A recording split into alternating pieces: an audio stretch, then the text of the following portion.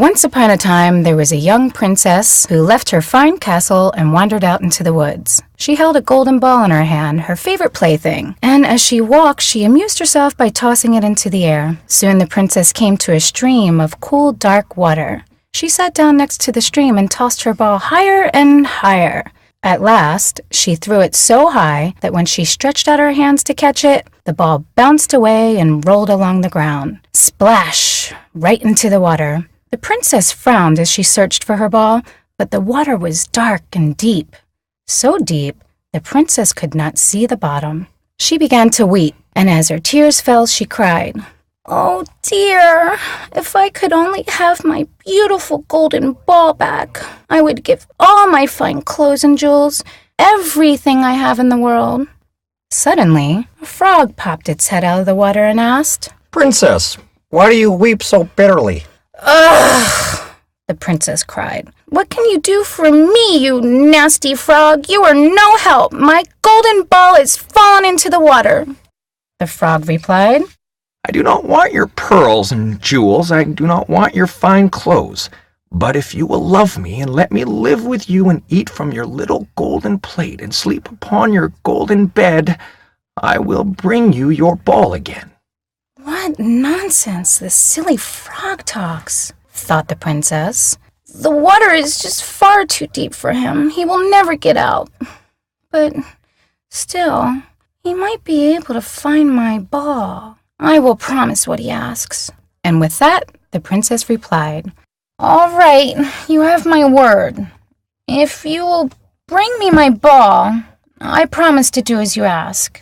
With a loud splash, the frog leaped into the stream and dove down, down, down into the cool, dark water. Soon he returned carrying the ball in his mouth. He tossed it on the ground right at the feet of the princess. As soon as she saw her golden ball, the princess squealed with delight and rushed to pick it up. Overjoyed to have her precious toy, she forgot all about the frog. She turned and raced home as fast as she could. The frog called after her, "Come back, princess. Come back and take me with you. You promised." But the princess ignored his cries. The next evening, just as the princess was sitting down to dinner, she heard a strange noise. Tap, tap, tap on the great marble staircase. Rap, rap, rap on the huge oak door.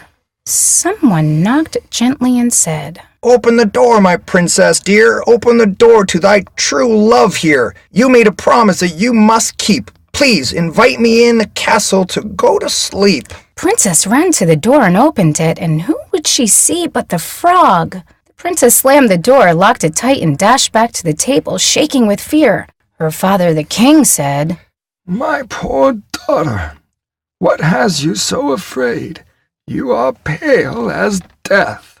"A horrible frog is at the door. He retrieved my ball for me when it fell in the stream, and I promised him that he could live with me here because I thought he could never escape from the deep water.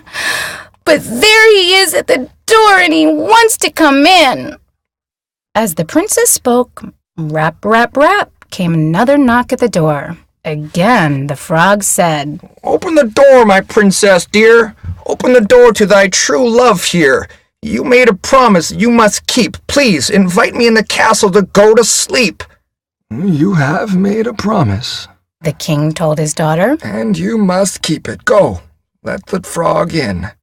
The princess did as she was commanded, and the frog hopped into the room right up onto the banquet table.